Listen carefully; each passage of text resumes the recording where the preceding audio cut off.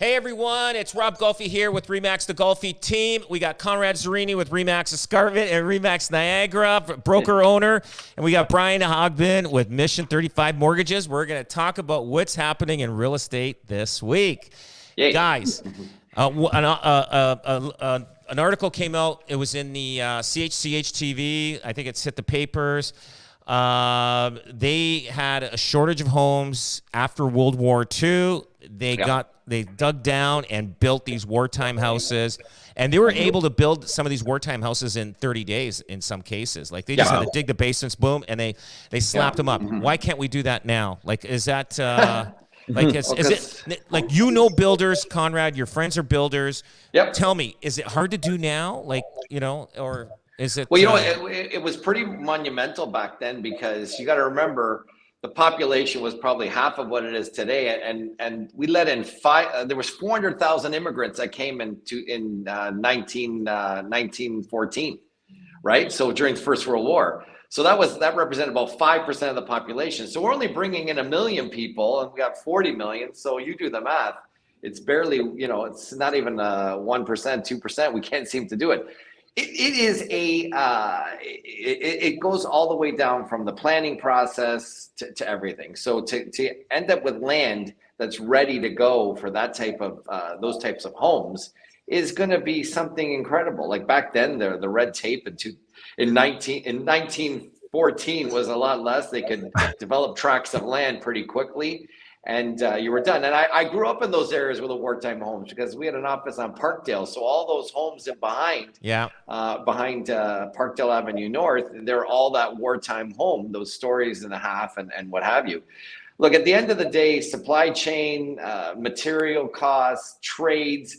You know, you got to remember too, you had a lot of immigrants that had trades that came during the war, that left Italy or wherever they were at the time, and you know, Eastern Bloc countries, Poland and what have you, and they came and they had skills. So at the end of the day, they were here to do the work. We're missing the trades. You still got, you know, material costs are through the roof. And to zone all that land and put the sewers in all that land, like, think about it. Those wartime homes had one bathroom. Yeah. Right. Yeah. You're now talking, you know, no one's going to get a little house like that with one bathroom anymore. It's just, it's an impossibility. You don't think that a first time buyer that, let's say you eliminate, say, here's the rules. No investors can buy this. You have to be living in it. If you're going to invest, it's going to be pulled. You have to live in it. So, you have one bathroom, maybe 2-3 bedrooms in a 900 square foot, because these wartime homes were between 650 to 950 square feet. They're just little boxes. Yeah. And is it profitable? No bricks, nothing, just siding, wood built. Like, they can build these. Is there enough money for the builder to put sewers in, make money, and sell these for $500,000 or less?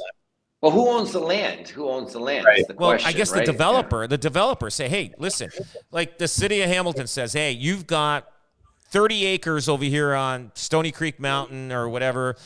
We want you to build, you know, 500 of these wartime style houses. But that's not the highest and best use. You'd want to have, you know, high-rise, condensed housing, high rise. If I'm a builder, that's basically asking me to donate my land. Like, really? So, is right? The tracts of land, develop it. Come on, Rob. The sewers, the infrastructure, buses after, garbage collection. Like, if you consolidate. Look, I just did a blog last month, and I said hundreds of billions of dollars. CMHC came out. The only way to solve this with this wartime effort would be $1 trillion, like $1 trillion to subsidize building land, even if you got the land for free. It's monumental. It's too expensive to do. And look, in Vancouver, they're asking for 3 bedrooms. So Vancouver, BC's got their own housing issue. So they've already stipulated something with high rise, and they're saying you have to have a percentage of 3 bedrooms. Well, the builder's saying, I can't make any money on a 3 bedroom. It's not gonna cut it for me. No kidding. There's no return. I'm gonna lose money. So So they're going to build their traditional 2-story, 2,400 to 3,000 square foot homes, selling for 1.2, 1.3 million. That's where their margins are. And these war times, it's never going to happen. Never going to happen. But even those are down, right, Con? I believe even the single-family home construction is at the lowest it's ever been because highest and best use multifamily property. I'm going to build a tower, 20 stories, put in 300, 400, 500 units if I can. If I'm a builder, there's not even appetite to really, from what I've seen, build single families for a lot of people. Yeah. So you won't see single family at all. So the housing, the detached, the townhouses, they're just going to keep going up in value because if they're just building high density towers, so you have two choices: high density towers, which is affordable, or unaffordable detached or townhouses, and they're just going to keep going up in value if everybody's building these high rises all the time. So we're going to have a different crisis on our hands in 10, 20 years from now. Well, the single family home is going to be like the Taj Mahal. It's going to be like the kingdom, right? Because it's going to be hard to buy. It's going to be unaffordable probably for a lot of people, but then builders won't be building them either. So basically, you're at a party. Say, "Oh, you live in a detached house?" Wow. Yeah, I know. Yeah. It's like you live in a house. Wow, I dream of that. You must be rich. Yeah. You must be rich. You have a yard. Yeah, you have a yard. You live. Well, look, great article in the Globe and Mail about the unicorn. So a turbulent market, the unicorns stand out, right? And this is a great picture. Look at this. This guy. Okay, the holdout. Look, it's all high rise. Yeah. The one holdout. You know what? Holding out, doing what he did, he made more money today than he would have done if he would have sold it to the developer. No kidding, eh? See that? Yep, yeah. So he's got a downtown property, like amongst all amenities, single detached amongst high rises. So it's a unicorn. He made good money. See, the guy held out. That's it. Yeah. And he benefited. Sometimes they don't. You know, I know. Look what happened to the guy on Dundurn there. Whenever they made the Fortino's parking lot that was all around him. That property was probably worth less than $10,000 after all said and done. Like you were close to groceries though. Like you could get your groceries anytime you wanted. So I'm assuming the estate sold it. Yeah, they did. You're right, Rob. They sold it, and they just said, "Let's just take this shit." This piece. Whatever. Yeah. Yeah. Like so, the old man, I guess, or the couple or whatever, held out. They thought they were doing well, but they really messed up. They messed up. The kids must go, damn parents. They left nothing. They left nothing. No thing. So so you know the infrastructure, you know the building aspect of it, guy. Like I honestly, I don't know. You're right. Like it's just too expensive unless the city's going to come up with the land and give up the land to build these. But it'll never happen. We're gonna even with that, they're gonna have to subsidize more than just the land, guys. Yeah. The building costs, right? Totally. Yeah, so that's crazy, eh? See, things I learn every day. The city's having a tough enough time trying to find a home for these tiny homes. Like that's been in the news of the tiny homes, and they had the proposed location by the pier, and that got there was a lot of conflict with that. So that's a tiny home. That's not even a 600 or 900. That's a 60 square foot home that they're trying to. You know what? And they can't find land for that. It's getting too expensive. Actually, these tiny homes would have been great if you knew the future. You built all these, like you had these prefabbed, what do you call it, containers that are already finished. Yeah. And then you bought these houses like even 5 years ago, you bought the whole street up and put a container in the backyard, put an apartment in there. It's crazy. But they're eventually, these people that are allowed to put backyard laneway homes and basement apartments, they're going to stop that eventually, or do you think that's just going to continue? You know how it was before the illegal non-conforming people duplex the house. They're allowing you to have the duplex because it was duplexed at a certain time date, and then after that, But now, do you think that's going to happen again? They'll stop that. Well, I'll tell you, there's some. I was just going to say. There's a very. It almost seems like the left hand and the right hand are in opposition right now because I have a friend right now. He's got an illegal triplex in the Durand neighborhood, big, beautiful home. And it's not like he's got tenants in a 5-foot basement with no light. It's actually very decent units. Bylaw came, and now they didn't even give him an option to sort of rezone, redo anything. It was kind of like, okay, you've got to get them out in 30 days. And he's really under the gun and under the pressure. And I'm just saying, like, wouldn't it be nice to be like, okay, hey, I understand I'm operating illegal here, not condoning it. But if we really have a housing shortage, can we work together? Is there a solution for us to end up saying like, hey, listen, you tell me exactly what to do and I'll do it. But that doesn't seem to be happening right now. Right. Like if you need to put a bigger window, an escape window in the basement or whatever. Like, you know what? These townships and municipalities, it's like they're like a computer. It's like you know how there's no gray area where you can work with it. Like, you know what I mean? It's not like the old days. But right now it's like, oh, I don't know. The computer says we can't do it, even though, you know, like we need more housing and we're in all that kind of stuff. It's baloney. Like it's just crazy. So, well, I was on the affordable housing flagship for 10 years for Hamilton, and we talked about what I said was an amnesty. So it's actually, we would do an amnesty. All these people would come out of the woodwork with their, you know, illegal units, and we'd work together to try to get them to become legal. And we figured out it could have been, you know, thousands of units, right? Like this, right? Yeah. Can you imagine? No penalty. Let's work together. You have a timeline. Let's do this. You know what they said? Oh, they said, Connor, we'll never be able to get to them all, number one. We don't have the resources. And then what if something happens to somebody and we've sanctioned this thing? And they're always worried about, like, you know, that one incident where something could happen to someone and we've sanctioned it, you know? So, yeah, you're right, Rob. It's just, they just have no, you know, they're like AI with hallucinations. It's a never win-win. I mean? Yeah, I gotcha. The AI hallucination, right? No kidding. That's actually a good idea. That's unfortunate. That's a neat idea. Yeah. Really. So one other thing in the paper this week, Toronto vacant home tax, they're going to up it to 3%, housing crisis as it grows.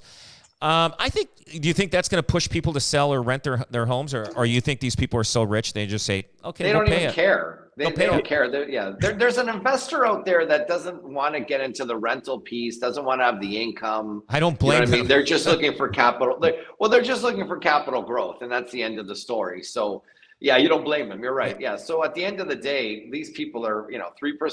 I don't know if it goes to, I don't know. I know. 10, and over 20, here, right. They said there's 22,160. I thought that number was kind of low. So I thought it was low for GTA. So not everybody's registered their vacant home. Yeah. Not everybody. That's crazy. 2,100 vacant homes in the GTA, which I think is probably triple, quadruple that, maybe more. Who knows? That's what's declared, right? That's what's declared. Exactly. So. Yeah, like come on, they haven't gotten to everybody yet. So and they're making 50. What do they say? They made $54 million in their first year. Holy smokes, eh? These guys are just raking it, and they're still in debt. Toronto never seems to get out of trouble, eh? Those guys don't know how to handle money. We need some business people in there. That's it. Yeah. So guys, what else is happening? Any Conrad? You read the paper. Anything going on? It's kind of cool. Yeah, what I'm liking is the long-term rates, and Brian could probably speak to this a little bit. The bond, they're talking about long-term rates. There was a rally. They dropped a little bit. People are thinking that now look at your 10-year rates, and that could be what's going to be happening in Brian could probably talk about that. I thought it was the best news I've heard in a long time in terms of long-term rates, right? Yeah, we'll see. You know what? It's just fluctuating daily based on news, unfortunate circumstances overseas that ended up making rates end up coming down. It gives more uncertainty. I think it's just a really good time to make sure that people are looking at the rates all the time and talking to a broker and talking to someone to look at things because, whether you go for a 1 year, whether you go for a variable, we're seeing people actually, ironically enough, jump into variables a little bit now. Mm-hmm. If you can afford it in your budget, like if you bought within and you're okay, because, we've been over the past week from a 0.5 point increase to a flat on the BOC's meeting coming up in a couple weeks. So, yeah, I think you just got to stick it out. It's a short-term pain for long-term gain. I think if you can just stick it out for probably 6 to 9 months. I think once the interest rate starts sliding down, and boom, just lock in. Well, I think it comes down to the unemployment numbers. I had someone say the other day, and we're in a state right now where unfortunately we need to see unemployment go up significantly. Right? You need to see unemployment go up because what happens right now? The guy said you go to a store, and this is it was interesting. He said you go to a store. You buy a bag of Miss Vicky's chips. You can tell I'm really hungry right now. But you buy a bag of Miss Vicky's chips. I love Miss Vicky's chips anyway. And then you get to the cashier and you say, how much are they? And they say they're $6 now. And I didn't even know that. I just buy them. Holy smokes. I know. That's they're bad. $6 now. But normally they were $3. And you know what happens? We end up saying, holy shit, that's expensive. And you pay it. We need to get to a point where people aren't paying it anymore. Because everybody is at the point right now because unemployment is where it's at. People are still employed, so they still spend the money. But what happens is when people become unemployed, that's when they just can't spend the money. Right now, we just kind of complain about it. So that's the only thing that's kind of the I don't know yet, because unemployment, if unemployment goes up again, then people are still going to complain about the price, but still spend the money. You're going to the grocery store. You're picking what you want in the basket. You're not even looking at the price. You go there and pay for it. You're not even questioning everything. But I have noticed when I went to the grocery store to get some stuff for the office, just like, some charcuterie stuff. I go, holy smokes. It's expensive. I can't believe it. Rob, if you're saying that, you're Rob Golfi. Like, come on. Like, imagine like what other people are saying. You know what I mean? Well, they're hoping it goes in people's minds, and that's exactly they're hoping that this thing goes in your mind. You're saying, I'm going to cut back. It's the mind game rather than the interest rate increase, right? It's you becoming, wow, I could lose my job and whatever. So there's very interesting balance about, economics is a very psychological endeavor, a science, right? And that's what they're playing right now. They're playing that psychology. Oh, right? Absolutely. You know what I'm noticing? In Hamilton, a lot of the restaurants are quiet on Thursdays and Fridays in Hamilton. But Burlington, you know what? Yeah. People still got money there. So so the rich are still rich, and the medium and the poor are kind of slugging it out there. So, but the restaurants are kind of like, are not busy. Like La Cantina restaurant in the past, after COVID, I mean, you barely see 3-4 tables filled in there on a Thursday or a Friday at lunch. And they close. They're only doing private functions now. At the end, you still can walk in. You still can walk in till the end of the month. Oh, you still walk in? Till the end of the month. They're closing at the end of the month.